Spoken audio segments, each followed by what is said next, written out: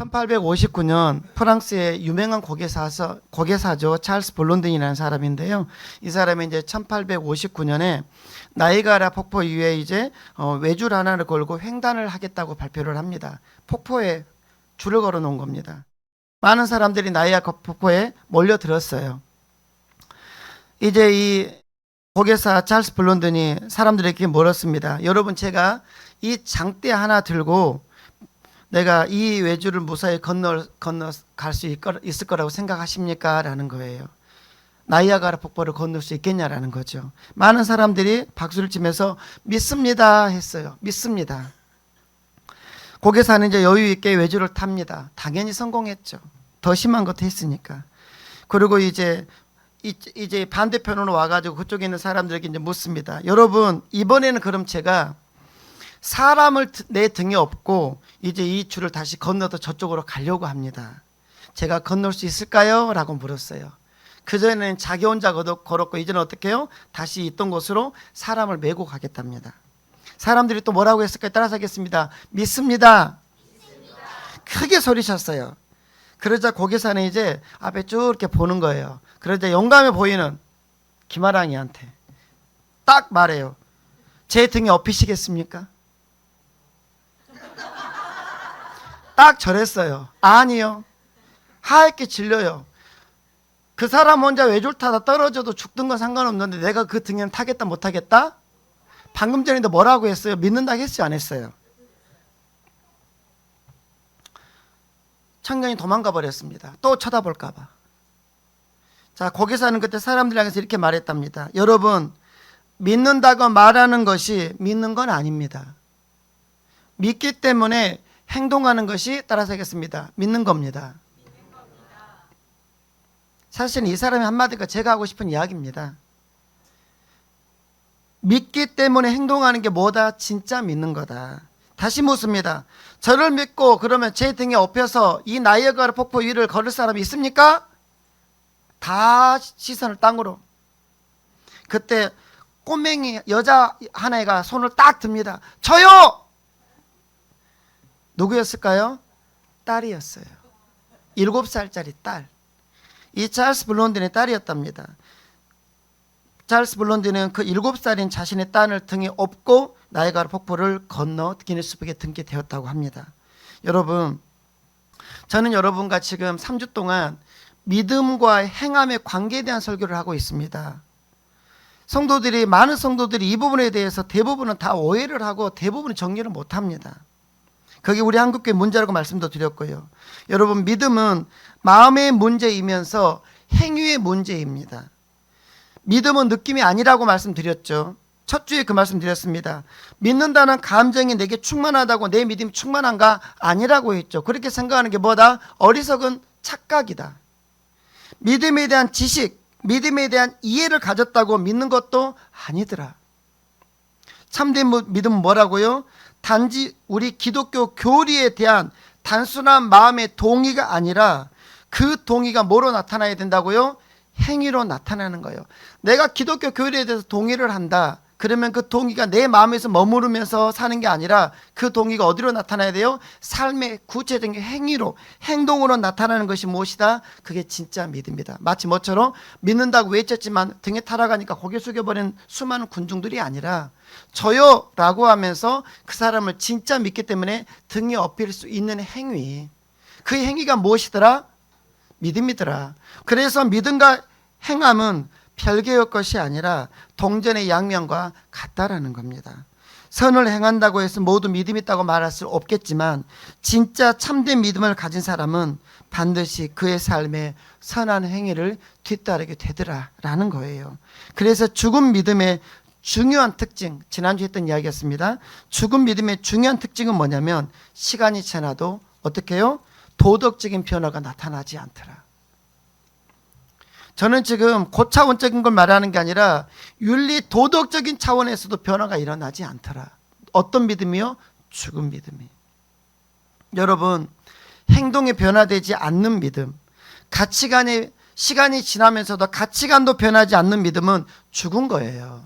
그 죽은 믿음이에요, 여러분. 야고보는 본문에서 행함에 대한 아주 중요한 가르침을 하고 있습니다. 그런데 야고보가 말하는 행함과 이제 바울이 로마서나 이런 데서 말하는 행함은 달라요. 이렇게 하는 겁니다. 바울은 이 행위에 대해서 비판하고 있거든요. 그럼 바울이 비판하는 행위는 무엇이냐면, 바울은 뭘 비판하는 거냐면 구원을 얻으려고 하는 행위를 비판하는 겁니다. 행위로 구원을 얻으려고 막 노력하는 거예요. 그 행위를 바울은 부질없다라고 말하는 거예요. 관점이 달라요. 초점이 달라요. 바울은 구원을 얻기 위해서 자기가 노력을 하고 선한 행위를 하고 도덕적인 삶을 사는 것은 비판하는 겁니다. 왜요? 그것으로는 구원을 얻을 수 없다라는 겁니다. 그런데 야고보는 행위를 하라고 하는 거죠. 야고보의 행위는 무엇입니까? 믿음을 입증하는 행위를 하는 겁니다. 즉 바울의 믿음의 뿌리를 말한다면 야고보는 믿음의 열매를 말하는 거예요. 그래서 야고보는 한마디로 입으로 믿는다고 하면서 실상은 행함이 없는 믿음, 그것은 무엇이다? 죽었다라고 말하는 거예요. 신학자 그래서 하백국스는 이 부분을 이렇게 말합니다. 우리는 그리스도인들에 의해서 복음이 무력화되는 세상에서 살아가고 있다. 무슨 말인가요? 말씀대로 살지 않는 성도들의 그 행동으로 인해서 참된 믿음의 모습이 세상에 보여지지 않고 있다. 그래서 믿음과 일치하지 않는 부도덕한 행동을 하는 수많은 그리스도인들 때문에, 성도들 때문에 복음의 의미가 점점 퇴색되어 가고 있는 세상에 우리가 살아가고 있다. 무서운 이야기입니다, 여러분. 제가 왜 이 이야기를 우리 교회에서 3번에 걸쳐서 반드시 나눠야 되는가 생각할 때, 우리 교회만이라도 정신 똑바로 차리고 믿는 사람답게 사회에서, 가정에서 윤리적으로, 도덕적으로 정도라도, 고차원적인 어떤 삶이 아니라 그 정도의 삶이라도 우리가 살아냈으면 좋겠다라는 마음입니다. 그러기 위해서 우리는 이 시대에 이제 믿음이라는 화두에서 믿음의 행위가 무엇인지를 우리는 이제 끄집어 와야 될 시대가 되었어요. 그러므로 행함이 없는 믿음, 이것이 아니라 행함이 있는 믿음이 여러분 우리 애원의 가족들인 줄 믿으시기를 바랍니다. 그러면 저는 이제 마지막으로 이렇게 묻고 싶은 거예요. 그렇다면 목사님, 믿음의 행함이 없으면 어떤 결과가 있는 건가요? 라는 이야기가 오늘의 주제입니다. 믿음의 행위가 없다면 어떤 이야기가 있는가? 오늘 말씀을 근거로 여러분과 몇 가지 나눌 겁니다. 첫 번째 따라서 하겠습니다. 구원할 수 없습니다. 우리의 믿음의 행함이 따르지 않는다면 자신을 구원할 수 없습니다. 이건 구원의 문제와 연결이 돼버리는 거예요. 14절 읽어볼까요? 내 형제들아, 시작.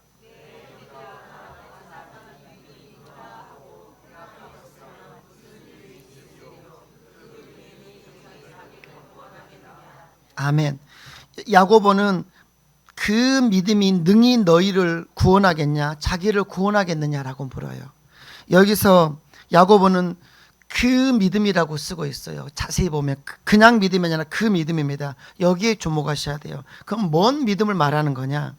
그 믿음은 일반적인 믿음이 아니라 이건 뭘 말하는 거냐면 말로는 믿음이 있노라 하면서 행함이 없는 삶을 사는 사람들의 믿음을 그 믿음이라고 지칭하고 있는 겁니다.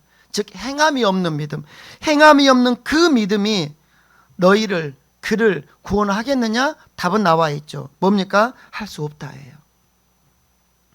구원에 이르는 믿음은 그 믿음에 합당한 행위가 나타난다라는 겁니다. 행동을 보면 그의 믿음이 진짜인지 죽어 있는지 알 수 있다라는 겁니다. 그러므로 믿음으로 구원받았음에도 여전히 행위가 바뀌지 않는다면 그의 믿음은 구원과 상관없는 죽은 믿음일 수도 있습니다. 야고보는 직설적으로 표현합니다. 그런 그의 믿음이 그를 구원하겠느냐? 그를 천국으로 이끌 수 있겠느냐? 반면 이전에는 마귀 편에 서서 귀신이 좋아하던 삶을 살았던 사람이 이제는 예수님을 알고 성경을 배우고 설교를 들으면 들을수록 이제는 내가 하나님 편에 서서 하나님을 기쁘게 하는 삶을 살아야겠다라고 자기의 육체와 자기의 그동안의 삶의 태도와 패턴과 계속 쌈박질을 하는 거예요. 이 믿음은 구원을 얻는 믿음입니다. 한편으로는 그런데 구원을 받았음에도 자기가 구원받았는지조차 확신하지 못하고 의심하는 사람들도 성도 교회 안에 많아요. 그런 사람들은 구원이 무엇인지부터 알아야 돼요. 어떤 청년이 D.L. 무디의 집회에 참석한 적이 있었습니다. 그날 D.L. 무디는 구원에 대한 말씀을 설교했대요. 집회가 끝난 뒤 청년이 무디를 찾아갑니다. 선생님, 저 구원 받았는지가 확신이 없습니다. 무디가 그때 그에게 물었어요. 청년, 예수를 믿는가? 네, 믿기는 하는데요. 자신이 없습니다. 무디는 그 청년에게 요한복음 5장 24절을 읽으라고 합니다. 이런 말씀입니다. 내가 진실로 진실로 너에게 이르노니 내 말을 듣고 또 나 보내신 이를 믿는 자는 영생을 얻었고 심판에 이르지 아니하나니 사망에도 생명으로 옮겼느니라. 5장 24절. 무디가 청년에게 이 말씀을 읽고 다시 묻습니다. 청년, 이 말씀 믿습니까? 핵심은 그거죠. 하나님 말씀을 듣고 예수 그리스도를 구원자로 믿느냐라는 거예요. 청년이 확실하게 말합니다. 예, 선생님 믿습니다. 그러면 영생을 얻었습니까? 라고 무디가 물었어요. 영생을 얻었습니까? 그러자 청년이 다시 머리를 긁적이면서 글쎄요. 믿었는데 어떤 손에 쥐어지는 게 없잖아요. 그래서 글쎄요. 무디가 한 번 더 읽으랍니다. 5장 24절 또 읽으래요. 내가 진실로 진실로 너에게 이르노니 내 말을 듣고 또 나 보내신 이를 믿는 자는 영생을 얻었고 심판에 이르지 아니하나니 사망에서 생명으로 옮겼느니라.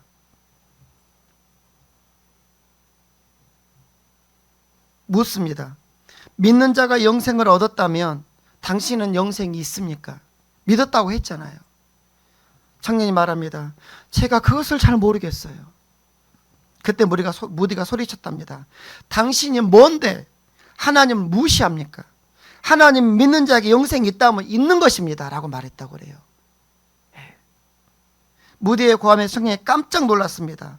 그러면 나에게 영생이 있는 겁니까? 내가 예수 그리스도 그분의 복음을 믿고 내가 그분을 내 가슴에 받아들였는데 그럼 내게 영생이 있는 겁니까? 라고 물었어요. 그렇지, 하나님 있다고 있으면 있는 것이지 라고 말했다고 해요. 청년은 깜짝 놀랐답니다. 그러면서 그가 깨닫는 게 이거였답니다. 그동안에 교회는 다녔지만 구원에 확신이 없이 아무것도 믿는 자처럼 행하지 못하고 살아왔던 자신의 과거를 그때 회개했답니다. 그 후 이 청년은 신학을 공부하고 목사가 됩니다. 이 사람이 누구냐면 무디가 은퇴한 뒤에 무디의 후임자가 되었던 윌버 체프맨이라는 사람이에요. 여러분, 구원은 믿음으로 받는 겁니다. 구원을 행위로 받으려고 했던 것을 바울은 비판했던 거고요. 여러분 따라서 하겠습니다. 구원은 믿음으로 얻는 겁니다. 그리고 구원을 얻은 믿음은 그 증거로 무엇이 나타나야 된다고요? 행위가 나타나야 돼요. 구원을 얻었다라면, 내가 구원받은 사람이라면 내 삶에 무엇이 나타나야 돼요? 변화되는 삶의 행동이 나타나야 돼요. 네. 그러므로 구원에 확신 없이 신앙생활하는 것도 문제이고, 또한 나는 구원받았다고 안도하면서 믿음에 아무런 열매 없이 그저 그렇게 신앙생활 하는 것도 문제입니다. 둘 다 문제예요. 여러분, 행함이 없는 믿음은 자신도 구원에 이르지 못하고 다른 사람도 구원에 이르지 못하게 함을 여러분 꼭 기억하시길 바랍니다. 두 번째, 우리의 믿음에 행함이 없으면, 따라서 하겠습니다, 다른 사람에게 유익을 줄 수 없습니다. 16절을 보겠습니다. 만일 시작. 만일 형제나 자매가 헐벗고 일용할 양식이 없는데 너희 중에 누구든지 그에게 이르되 평안히 가라, 덥게 하라, 배부르게 하라 하며 그 몸에 쓸 것을 주지 아니하면 무슨 유익이 있으리요? 있어요, 없어요? 없단 말입니다. 이렇게 묻고 있는 거예요. 유익이 있겠니? 없어. 믿음이 좋아 존경을 받는 사람이 있는데 굶주린 사람이 그 사람에게 요청합니다. 장로님, 권사님, 나 지금 배고픈데요, 나 추운데요. 그러자 그분이 그렇게 말하는 거예요. 말로만. 아이고 그래요, 평안히 가세요. 아이고 덥게 있으면 좋겠어요. 아이고 배부르게 뭐 좀 사 먹으세요. 그리고 아무것도 안 해줘.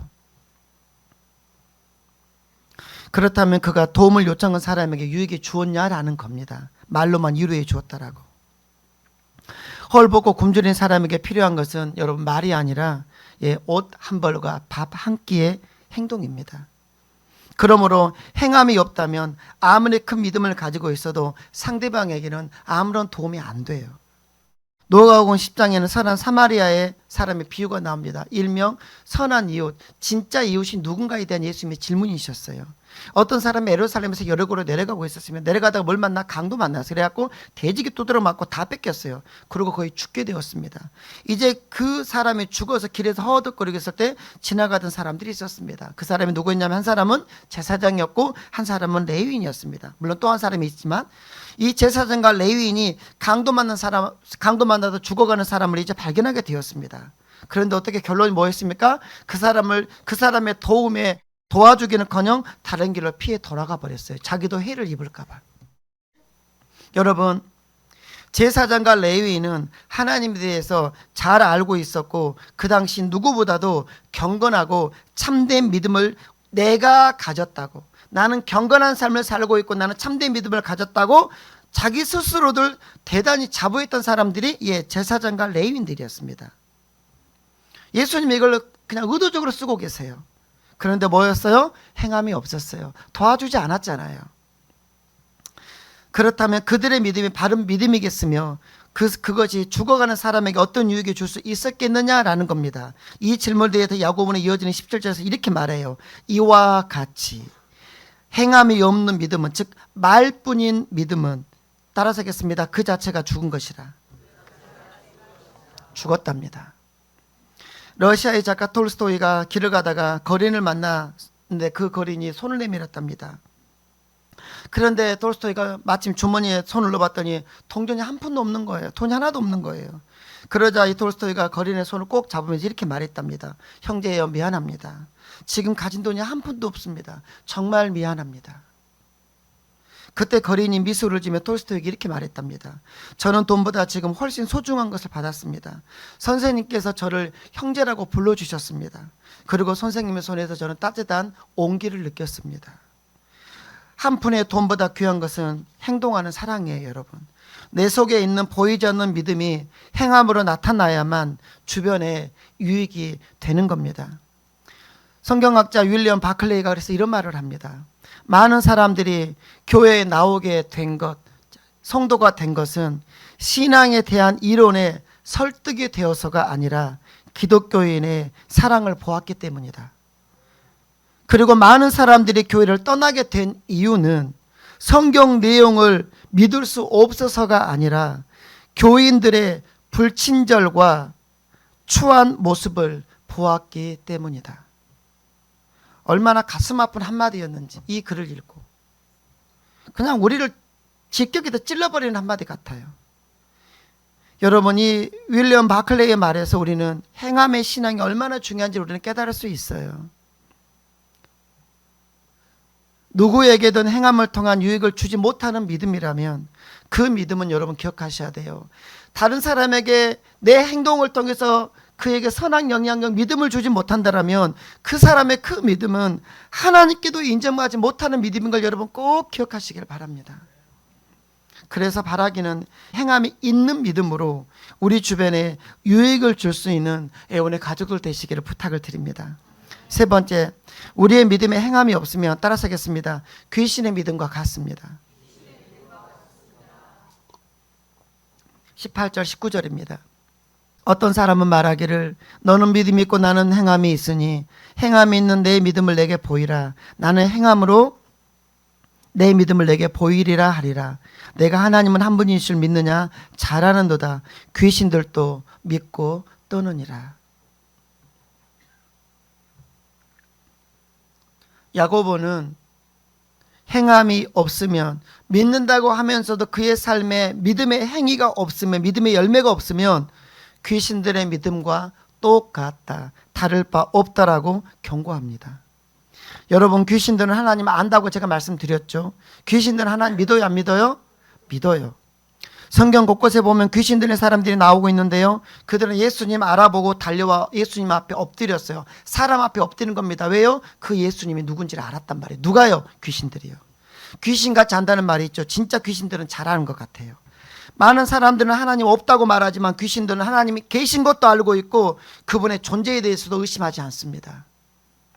예수님 당시에 많은 사람들은 예수님을 몰라보았어요. 학자들이라고는 제사장들도 레위인들도 몰랐습니다, 예수님이 누군지를. 그런데요, 귀신들은 단번에 알아봤어요, 예수님을 누군지를. 하지만 귀신들이 아무리 하나님을 잘 알고 하나님을 믿는다고 하더라도 귀신들은 하나님 위해서는 어떤 일도 하지 않죠. 하나님을 위한 일은 귀신들은 하지 않습니다. 하나님을 경배하지도 않습니다. 절대로 회개하지도 않습니다. 그래서 귀신들은 구원받지 못하는 거예요. 하나님을 몰라서 구원받지 못하는 게 아니라 하나님을 알고 하나님이 계신 것도 믿고 있고 그분의 존재에 대해서도 다 알고 있지만 그 하나님을 경배하지도 않고 그를 위해서 살지도 않고 그의 죄를 회개하지도 않기 때문에 귀신들은요 구원받지 못하는 거예요. 중요한 이야기입니다, 여러분. 중요한 이야기예요. 그러므로 누구든지 삶의 행함으로 자신의 참된 믿음을 증거하느냐 증거하지 못하느냐, 즉 믿음의 열매가 있느냐 없느냐는 그것이 귀신의 믿음이냐 내 믿음이 아니냐를 판가름하는 척도입니다. 야고보가 성도들에게 귀신 이야기를 하는 것은 최소한 얘들아, 성도들아, 성도들의 믿음이, 너희들의 믿음이 최소한 귀신의 믿음보다는 나아야 돼 라고 말하는 거예요. 귀신의 믿음보다는 나아야 돼. 그래야 뭐한다? 구원받고 너와 다른 사람에게 유익을 끼칠 수 있는 거야. 우리는 이 시간이 끝나면 저 문을 열고 나가 여러분 각자의 삶의 자리로 돌아갈 겁니다. 가정으로, 일터로, 학교로. 그럼 거기서 우리는 어떻게 살아야 됩니까? 믿는 자답게 사셔야 돼요. 믿는 자답게 살면서 믿음의 열매, 믿음의 향기를 낼 수 있어야 우리의 세상은 바뀌는 겁니다. 여러분, 우리들의 믿음이 최소한 귀신의 믿음보다는 나아야 돼요. 그래야 구원받습니다. 그 방법은 무엇입니까? 지식에 머무르는 게 아니라 믿음대로 행하는 거예요. 야고보는 본문 20절에서 분명히 말합니다. 아, 어떠한 사람아, 행함이 없는 믿음이 헛것인 줄 알고자 하느냐. 헛것이라는 말은 알맹이가 없는 쭉정이라는 말이에요. 하나님은 우리에게 믿음의 온전한 열매를 원하시면 여러분 꼭 기억하셔야 됩니다. 그럼 믿음의 온전한 열매가 무엇입니까? 에베소서 5장 9절은 이렇게 말하고 있습니다. 빛의 열매는, 우리들에게 하는 말입니다. 빛의 열매는, 따라서 하겠습니다. 모든 착함과 의로움과 진실함에 있느니라. 하나님께서 구원받은 너희가 예수를 믿어, 네 믿습니다. 너희가 예수를 나의 구원자로 영접했어, 네 영접했습니다. 그걸 우리는 구원받았단 말이에요. 구원받은 우리에게 요구하는 게 무엇입니까? 모든 착한 행실이랍니다. 의로움이랍니다. 진실함이랍니다. 제 말이 아닙니다. 에베소서 5장 9절이 우리 주님의 말씀이십니다. 오늘 내가 성도들에게서, 한국교회 너희들에게서 보고 싶은 게 빛의 열매인데 그것이 무엇이다? 착함이다. 의로움이다. 진실함이다. 이게 여러분에게 있는지 보셔야 돼요. 부부간에 진실함이 있는가? 진실함이 있는데 왜 내 핸드폰을 와이프가 보겠다면 벌떡벌떡 일어나는 겁니까? 세상을 바꾸려고는 하지 마세요. 여러분 스스로를 바꿔가세요. 우리가 뭘 다 바꾸겠습니까? 우리 같은 자들이. 내 영혼 하나, 내 가정 하나 바꿔갈 수 있으면 우리는 훌륭한 사람들이에요. 자기 가정 하나도 바꾸지 못하면서 자기 가정에서도 진실함도 없으면서 뭔 진실을 바라냔 말이에요.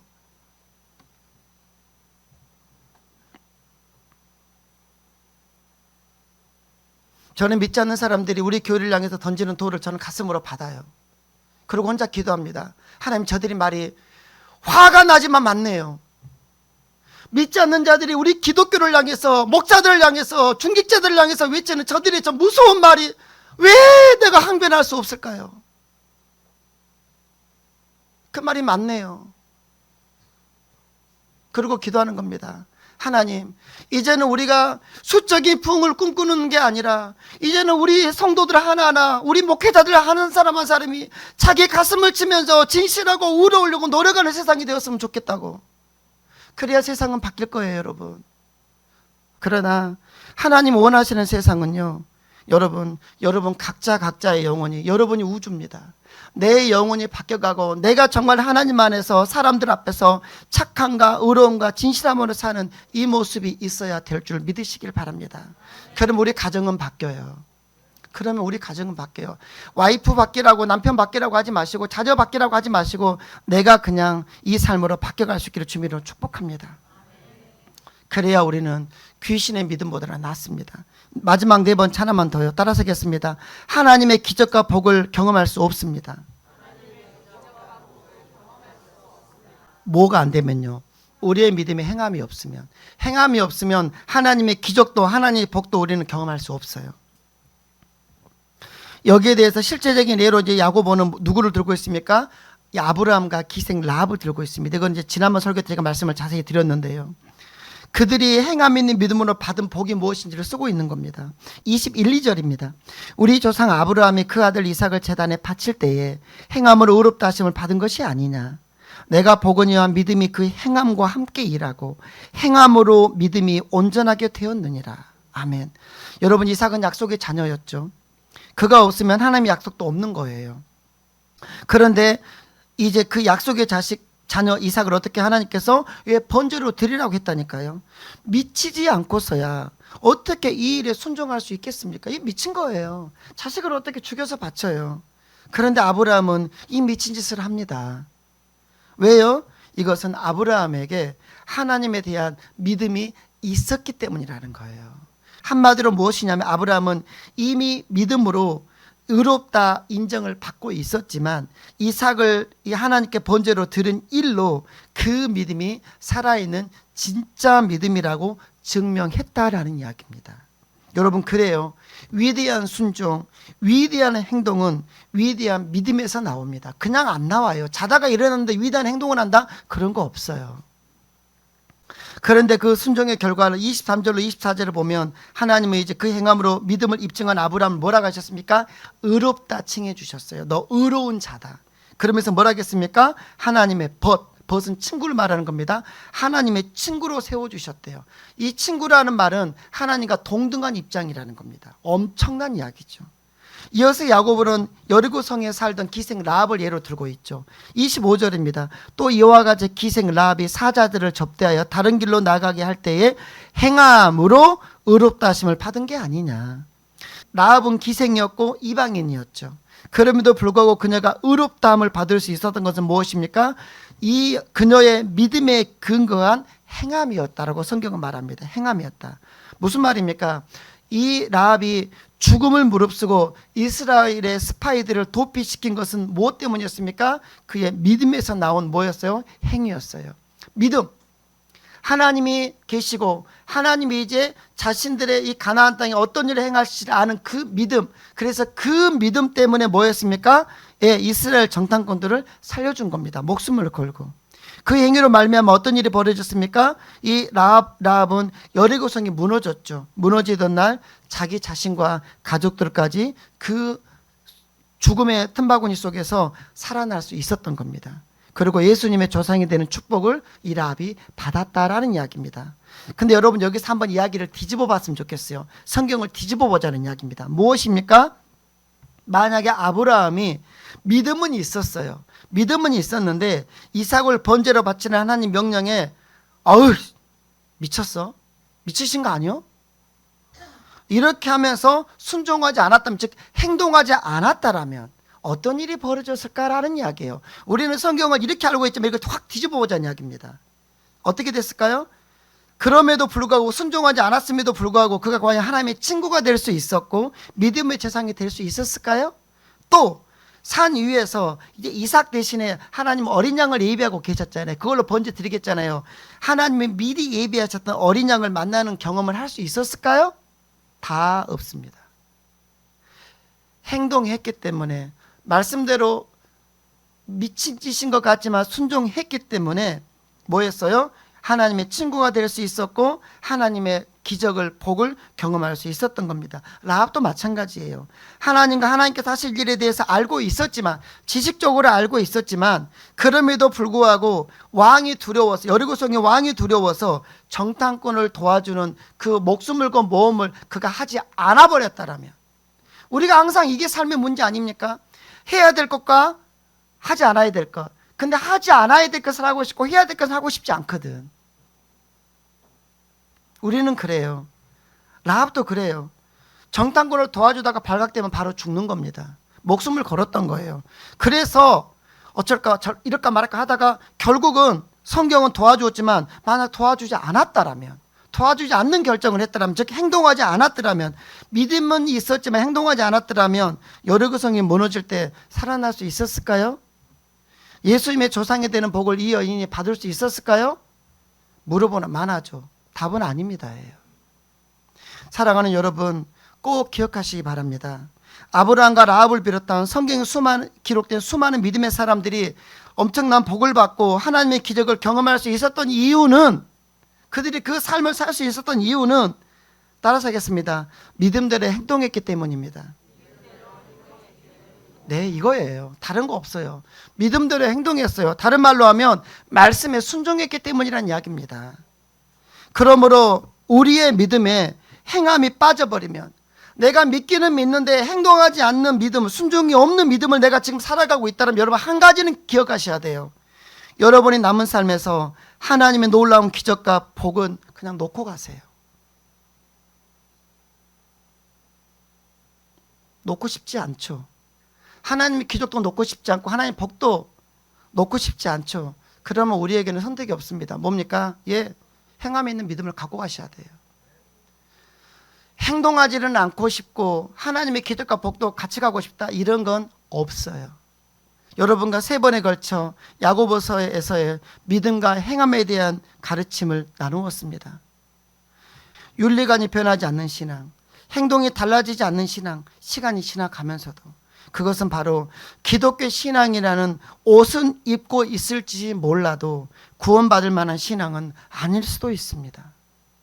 그것은 단지 사람들이 보편적으로 가지는 종교성일 수도 있어요. 그 종교성이 교회에 왔으니까 발현되는 것이, 이 종교성이 천주교를 가도 나오는 것이고 절을 가도 나와요. 이 종교성은요. 이 종교성이 우리를 구원하지는 않습니다. 야고보서의 결론은 26절입니다. 행함이 없는 믿음은 죽은 것이래요. 이렇게 야고보서를 못 받고 있어요. 행함이 없는 믿음은 죽어버렸단다. 우리는 여기에 또 다른 단서를 달지 않아야 합니다. 그것이 성경을 대하는 바른 자세입니다. 우리는 말씀대로 바르게 배워서 배운 대로 행동하는 삶을 살아야 합니다. 이들이 누굽니까? 이들이 살아있는 믿음을 소유한 구원받을 성도들입니다. 네. 바라기는 행함에 있는 믿음으로 구원을 확신하고 어디서나 구원의 역사를 일으킬 수 있기를 바랍니다. 그리고 또한 타인에게 유익을 주는 여러분 되셔서 하나님의 은혜를, 하나님의 복을, 남은 삶이 기적으로 꽉 채워지는 여러분 되시기를 주님의 이름으로 축복합니다.